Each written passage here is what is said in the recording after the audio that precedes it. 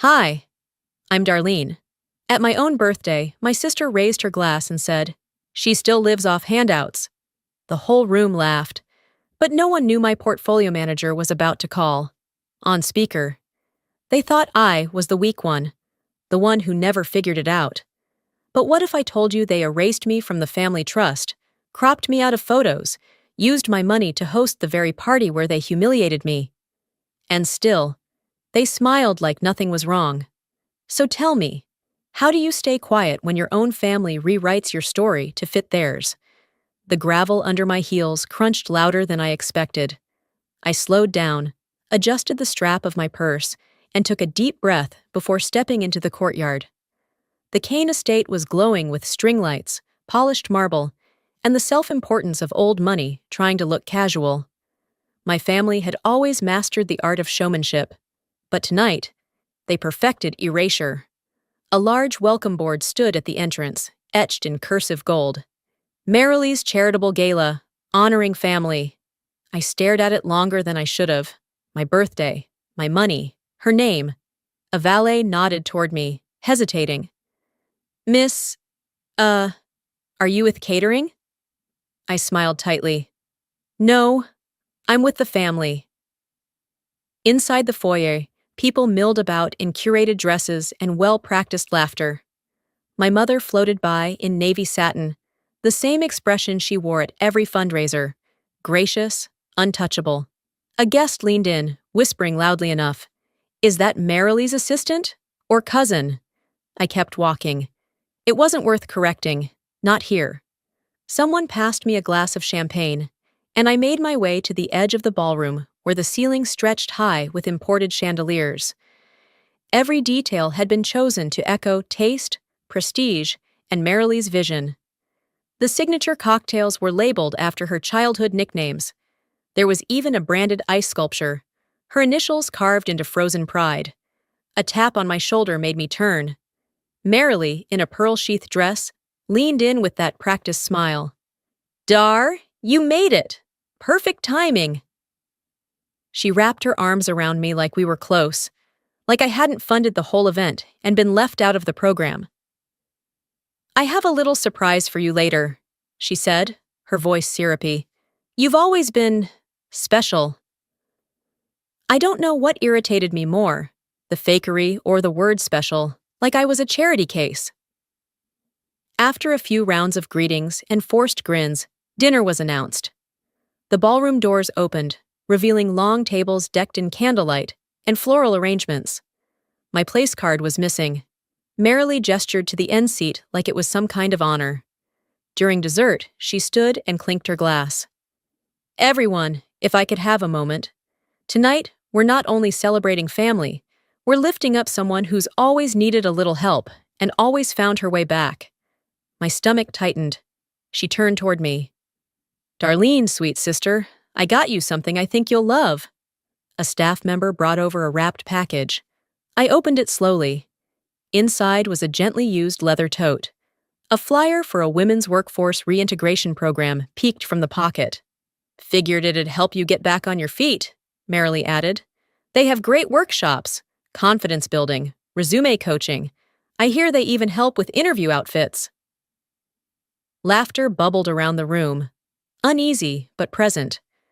My hands didn't tremble, not visibly, but inside, something tilted. I held the tote by the straps and nodded. "Thank you, that's thoughtful." Merrilee smirked, satisfied with the performance.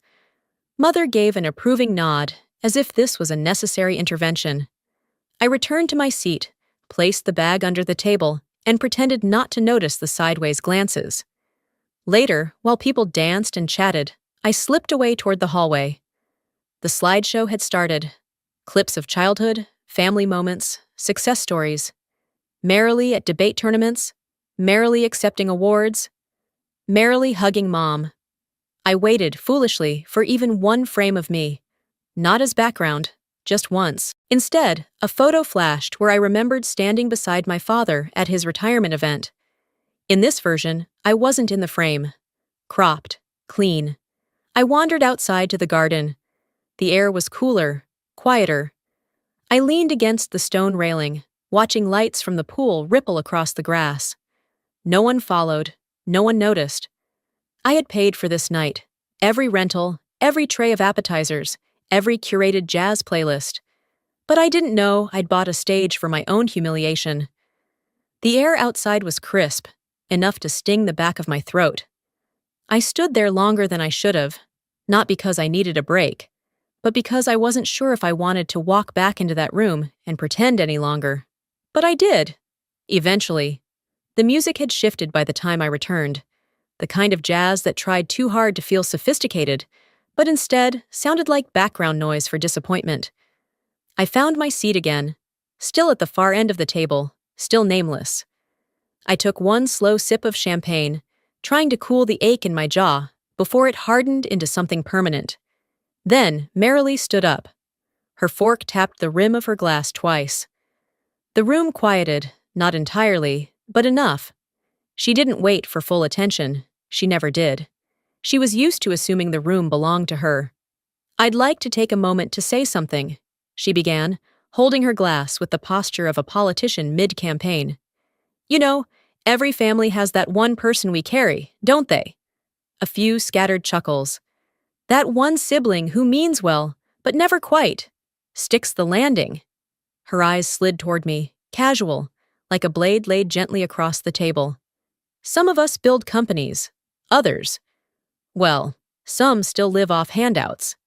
There was a sharp pause, followed by forced laughter from a few guests who didn't know whether to cringe or clap.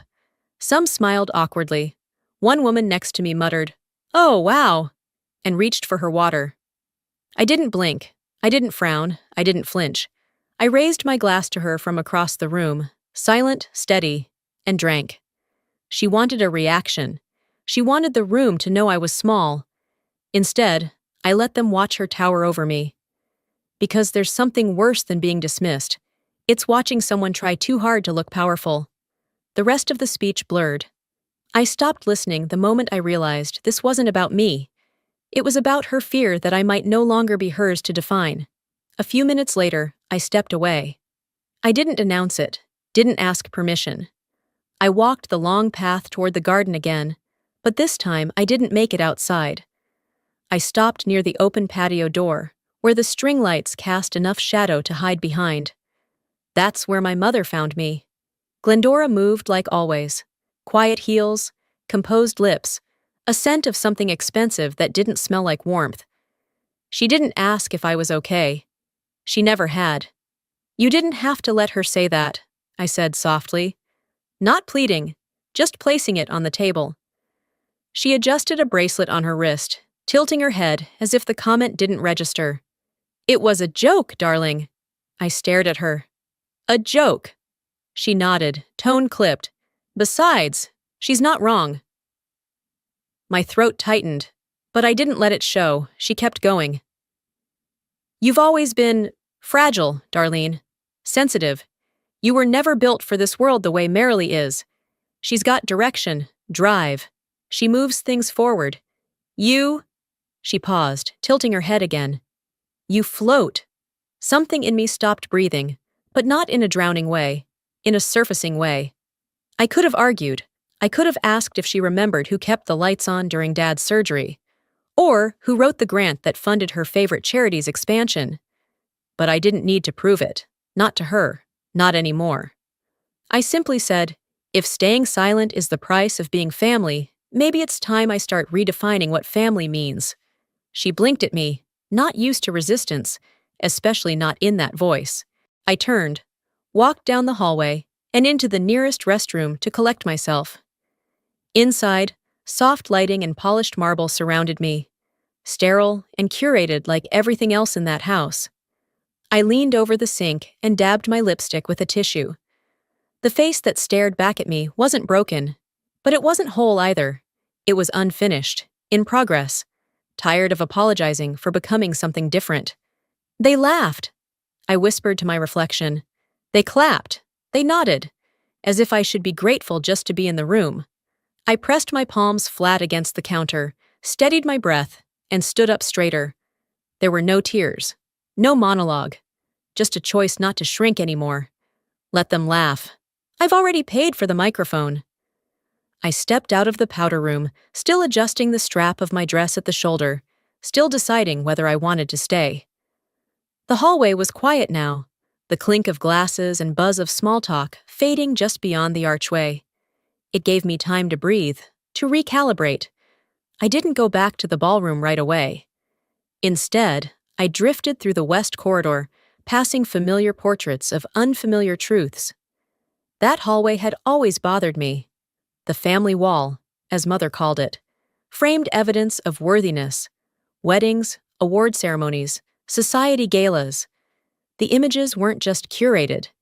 They were editorial, and in almost every frame, Marilee stood in the center, polished and celebrated. I stopped in front of one I hadn't seen in years, a gala from our father's final year at the firm. I remembered the night clearly. I had flown in from San Francisco, changed in the back of a taxi, and still made it in time to stand beside him during his retirement toast. I even remembered what I wore, a navy pantsuit and flats, because I hadn't had time for heels. In this version of the photo, I wasn't there. I took a step closer. My father stood smiling, Marilee at his right, Mother just behind. The space where I should have been, gone, cropped, rebalanced, erased like I had never shown up at all. I didn't feel angry, not anymore. What I felt was weightless, like a ghost who had shown up to haunt her own life. A small voice piped up beside me. "Aunt Darlene, were you not invited to that party?" I turned slightly. It was Eleanor's daughter, Harper, maybe 8 or 9. Her fingers were sticky with frosting, eyes wide and genuinely curious. "I was there," I said with a soft smile. "But not everyone sees the same story." She looked back at the photo. "That's not fair." I crouched to her level. "No, it's not. But it helps me remember who really matters, who should be in the picture." She nodded, like she understood more than most adults in the house ever had. I stood and kept moving, my heels muffled by the thick runner.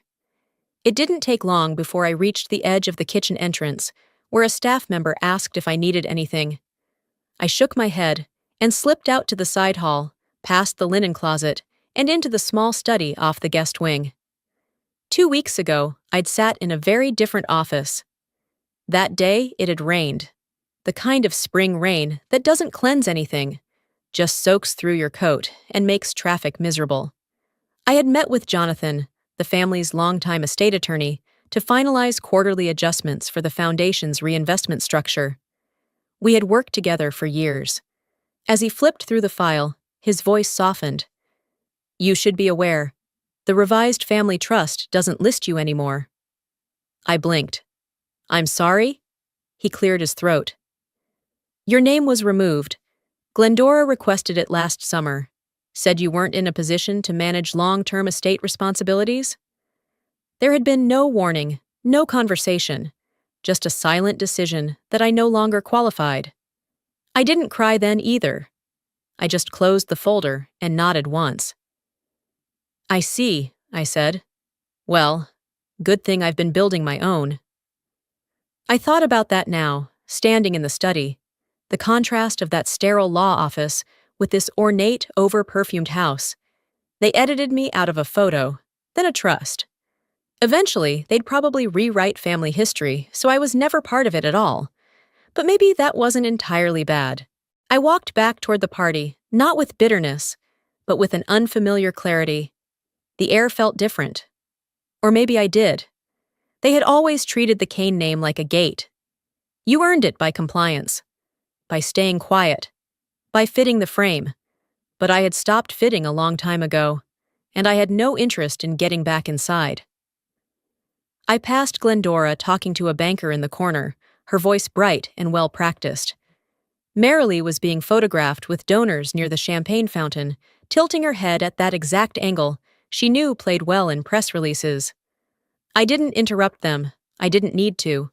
What I'd built couldn't be cropped, or edited, or conveniently left out of the family slideshow.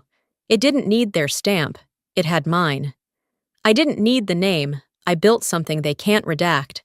I moved through the dining room just as the servers began clearing empty dessert plates. The scent of caramel and espresso still lingered, faintly masking the bitter edge of everything else. I kept my head high, not because I felt strong, but because I refused to let anyone here see anything they could twist into weakness. The lights dimmed again, and I knew what was coming. A projector flickered on near the dance floor, illuminating a large white wall that moments earlier had been covered in hand-painted ivy. A journey of strength. The Dunch Cane women appeared in gold script, glowing like something sacred. I took a seat near the back, close enough to see, far enough to be forgotten. The first image was a childhood shot of Marilee, front and center at a school spelling bee. She was maybe 7, holding a trophy half her size. The next few slides followed the same rhythm. Marilee volunteering, Marilee graduating, Marilee shaking hands with local council members. Each photo was crisp, posed, and perfectly lit. Then came Glendora, graceful in her tailored suits, standing beside charity banners and speaking at podiums. Eventually, I showed up. Except, not really. In one photo, I was slumped in a hospital bed after minor surgery, Marilee smiling beside me like a concerned guardian. Another slide showed me, years younger, standing behind my sister while she held an award. My hands awkwardly cropped at the edges of the frame. A voiceover began, warm and sentimental. Every strong woman stands on the shoulders of the one who held her through weakness. Our family thrives because we lift each other. The message was clear.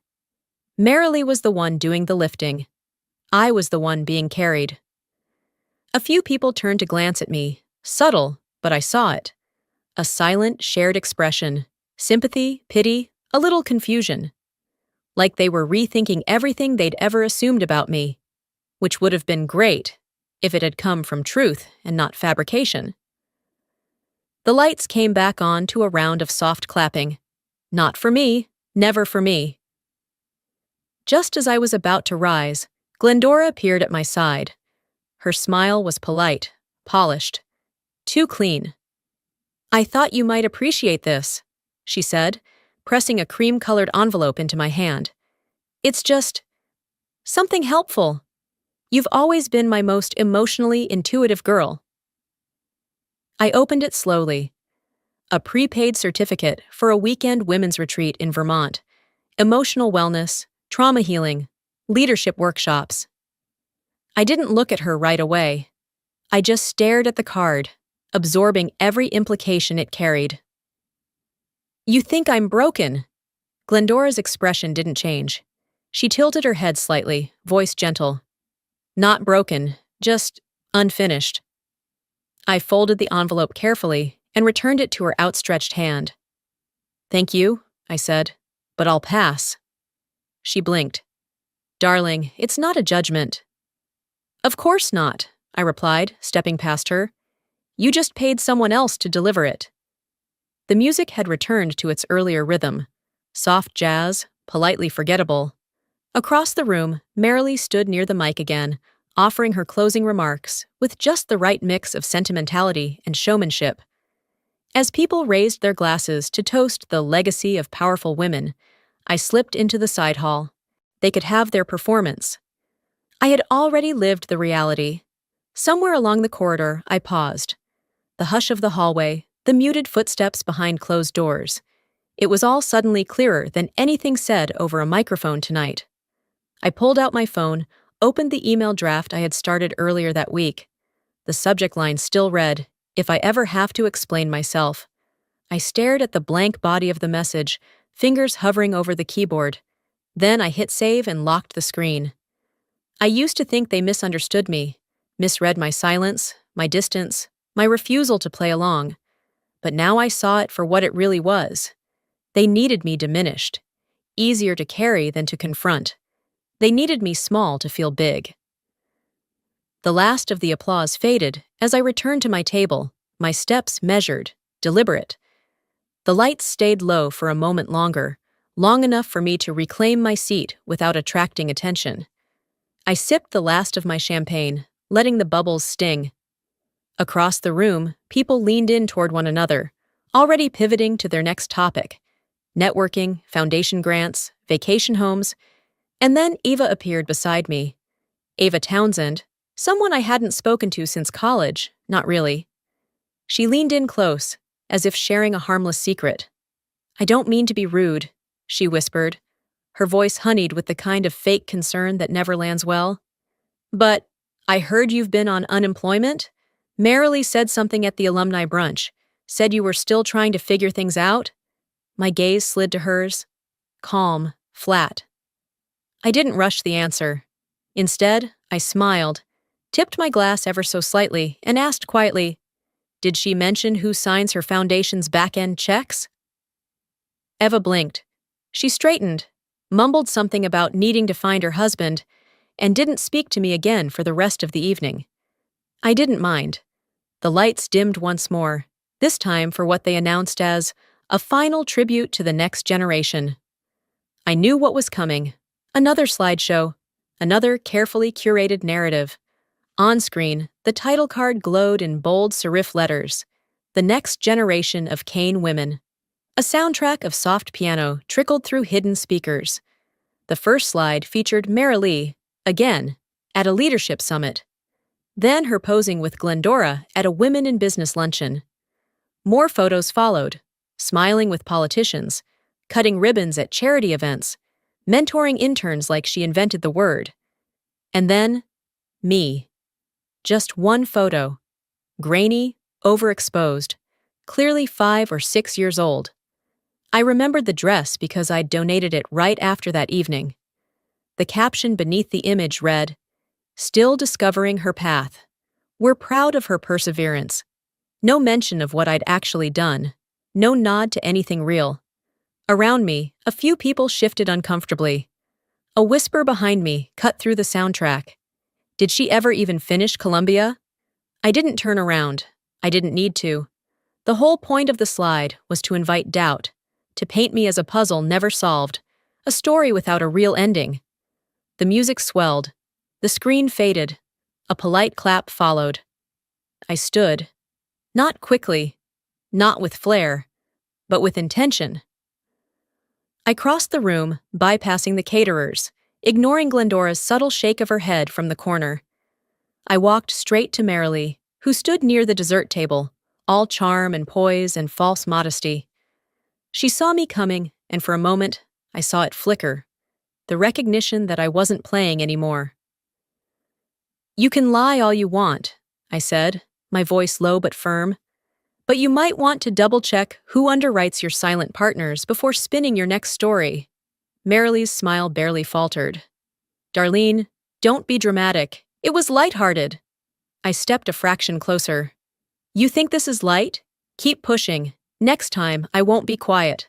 I'll show you the weight of what I've built, publicly." I didn't wait for her to respond.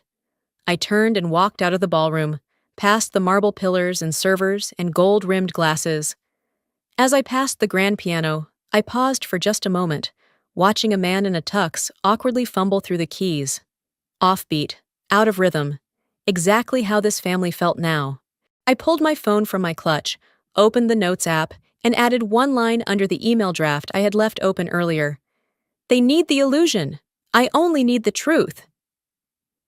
Just as I tucked my phone away, the lights in the ballroom dimmed again. A soft chime rang out. Glendora's cue for a champagne toast. I knew the rhythm by heart. This was her favorite part of any event. The clink of crystal, the soft lift of a glass, and the perfectly timed anecdote that made her sound charitable without revealing anything true. I hesitated at the threshold, debating whether to return to my seat or let the night continue without me. But something in me didn't want to hide anymore. Not after what I'd just said to Marilee. So I stepped inside. The servers moved gracefully between tables, pouring the last round of bubbles. The piano player resumed his soft melody. And just as Glendora raised her glass, with rehearsed grace, my phone vibrated again inside my clutch. I fished it out instinctively, glancing at the screen. It was Camden. Before I could silence the call, I heard his voice, clear, steady, and devastating, echoing across the entire ballroom. The overhead speakers crackled once, then came alive with his words. "Hi, Darlene. Just confirming the $12.4 million rollover into the new fund. Your allocation strategy looks rock solid. I'll lock the ESG side this afternoon." Every chair froze. Every hand paused mid-toast. Someone dropped a glass. It shattered near the dessert cart, the sound piercing through the awkward silence like a warning shot. I didn't move. I didn't have to. The room had already turned. All eyes were on me, including Marilee's, her expression flickering between disbelief and something far more dangerous: exposure. I waited 3 seconds, long enough to feel it land, then walked slowly toward the main table. No rush, no drama. When I reached Marilee, I slid an envelope across the table. She stared at it like it might bite. She opened it carefully. Inside, a detailed invoice. Venue rental, paid. Full catering, paid. Lighting and decor, paid. Live music, valet staff, floral arrangements, line by line, each one itemized and stamped as processed from my own holding company's private ledger. Paid in full. Quietly. Weeks ago. "Enjoy the evening," I said, addressing no one in particular. "The house is on me." And I left. The hallway felt different now, lighter, less like something I needed to escape from, and more like a place I'd just stopped apologizing for occupying. I moved toward the garden again, slipping past the portraits and candlelight without a second glance. Outside, the night had settled. The air was cooler.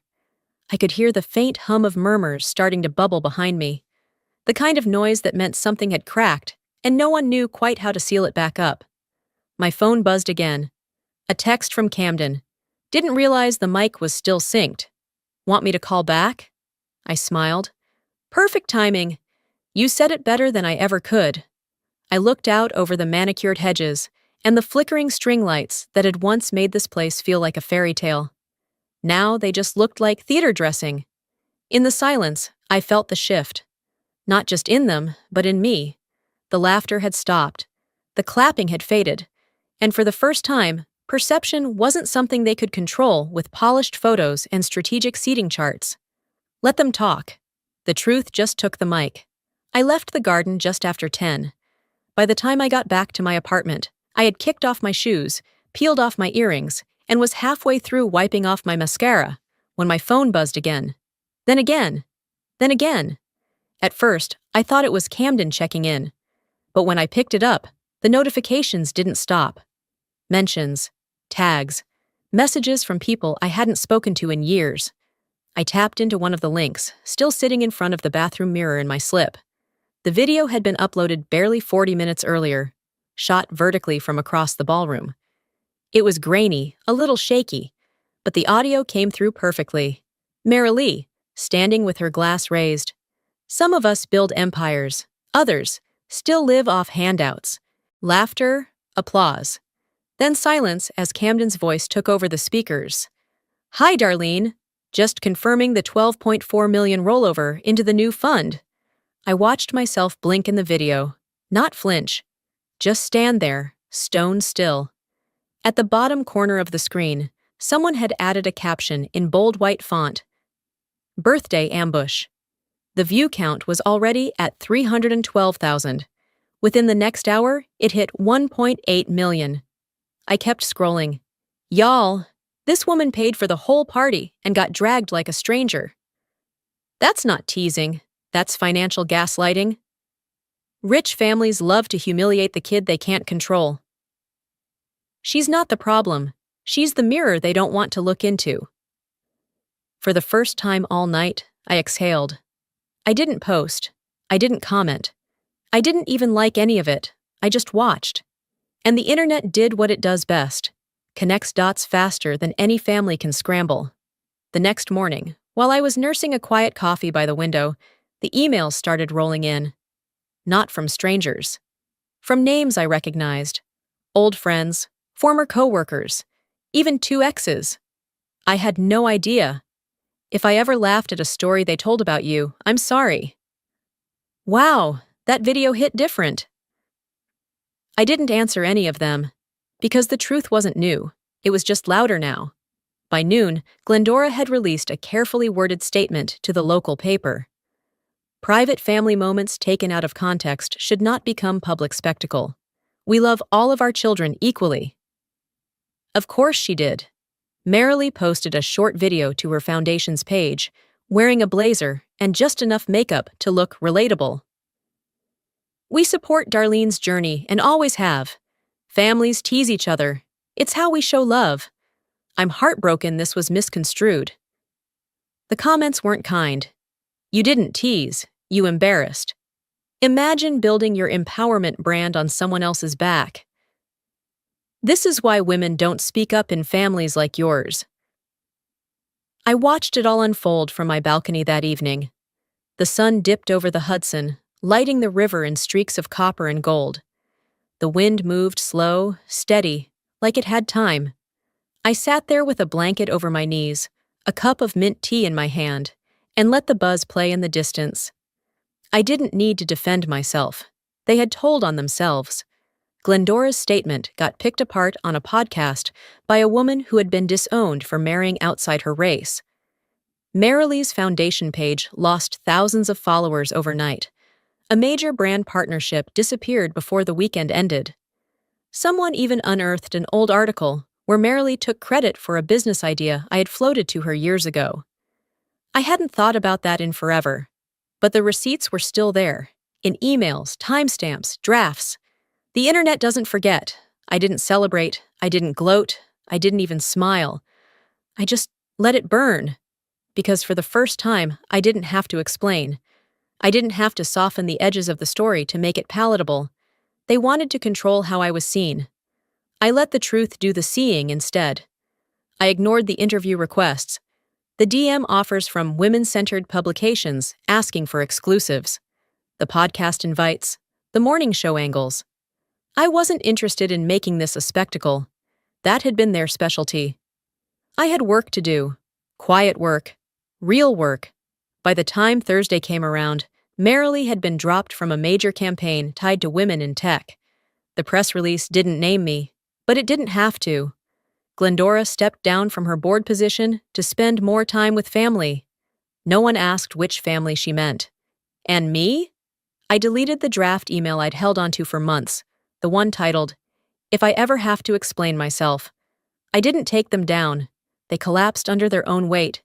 The morning after everything unraveled, I was already halfway through my second cup of black coffee when the screen lit up with a headline I hadn't expected to see so soon. Mysterious CEO behind disruptive fintech revealed. Meet Darlene Scov. The news segment played on every major finance network, one after the other. The anchors repeated my name with that same mix of fascination and hesitancy people use when they realize they've underestimated someone. They showed footage of me walking out of the JP Morgan headquarters earlier that week. The camera angle wasn't flattering. I wasn't posing. I wasn't smiling. I was simply leaving a meeting, coat slung over my shoulder, folder in hand, earbuds still in.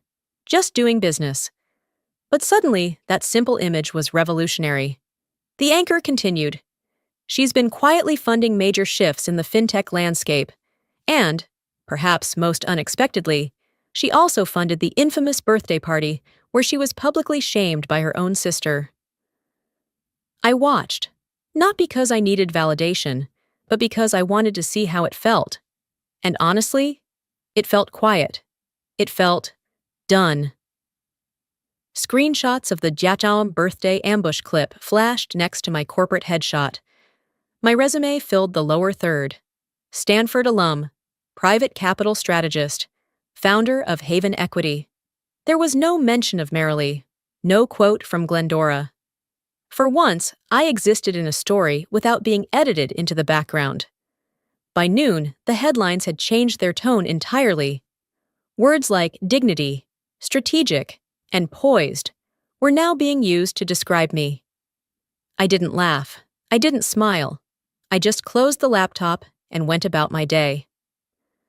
Later that evening, I received a forwarded link from a colleague. Marilee had made an appearance at a public fundraiser in Soho. She arrived on the arm of Nate Carlisle, my ex. A man I had once seriously considered marrying, back before he became more interested in hedge fund PR than anything real.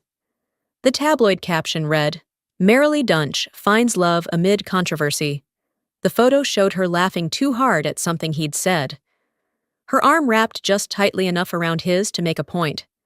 A few sources leaked that she had personally arranged the date, that it had been set up specifically for the photographers waiting outside.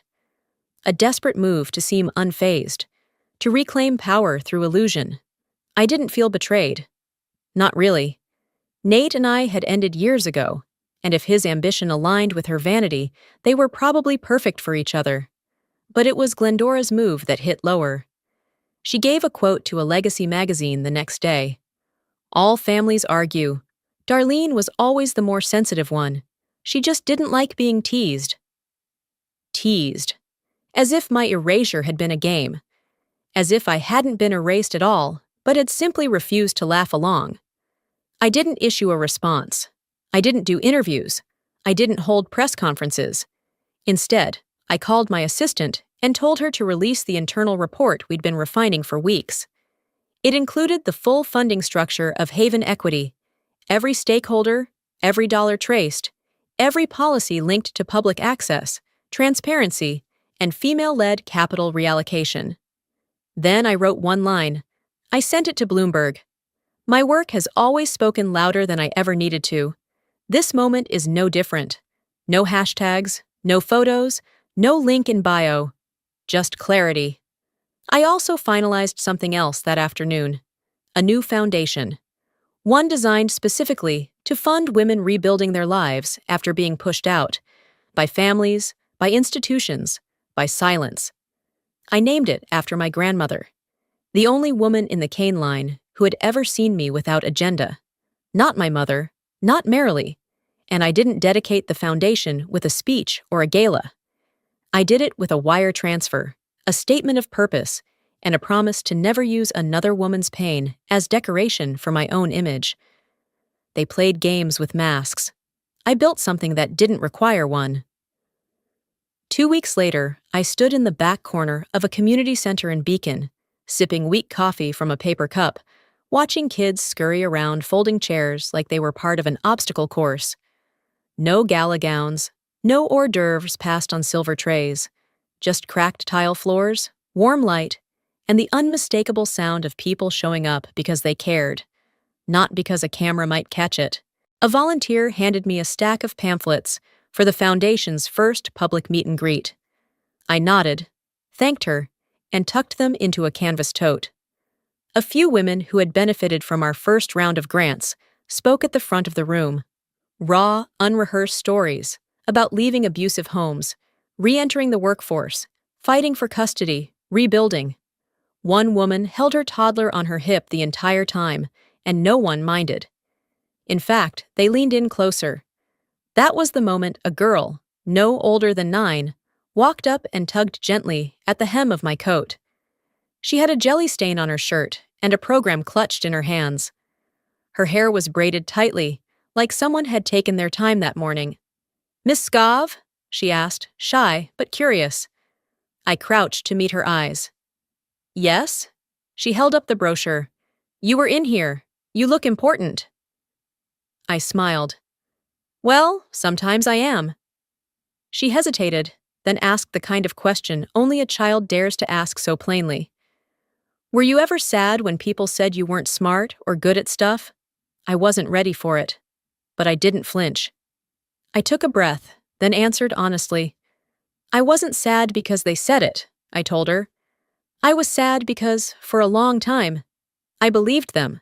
She looked at me for a second longer, then leaned forward and gave me the smallest, fiercest hug I'd received in years. "You look like a superhero now," she said, before running off to rejoin the other kids near the snack table. I stayed where I was, staring at the space she'd just left.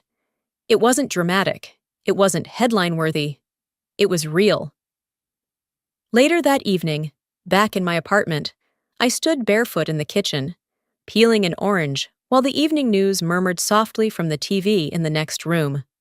"Merrily Dunch," the anchor said, has officially stepped down from her position as head of Empower Forward, following months of public pressure and internal restructuring.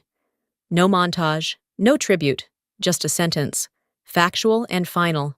Another segment followed, this time about Glendora. She had taken a leave of absence to focus on her health and family. There were no interviews, no farewell op-eds, just quiet. A week after that, a card arrived in the mail. No return address. Just 6 words in handwriting I'd seen my entire life. You were never supposed to win. No signature, no threats. But I knew exactly who wrote it. I folded the card once, placed it in the same drawer where I kept my grandmother's recipe book and the last birthday card she ever wrote me. There was no rage in me, no satisfaction either, just understanding. I went for a walk that evening, down by the river. It was chilly, but not bitter. I passed a few joggers, couples walking dogs, a group of teens laughing too loud for the space they were in. I kept my hands in my pockets, my scarf tight around my neck.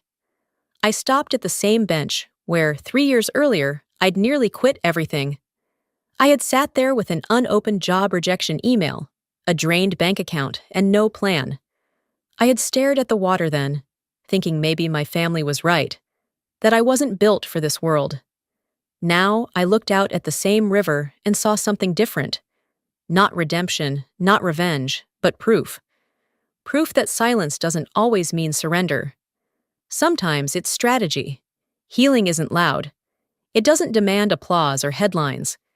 It arrives in tiny, private victories, a full fridge, a rent check mailed on time, a foundation launched without a press release, a girl asking you, without hesitation, if you'd ever felt small, and believing you when you say you did. Back home, I opened my laptop. The old draft was still there. If I ever have to explain myself. I deleted it, then opened a new one. To future me. First line, we didn't break. We became. They tried to erase me from their story, so I wrote my own.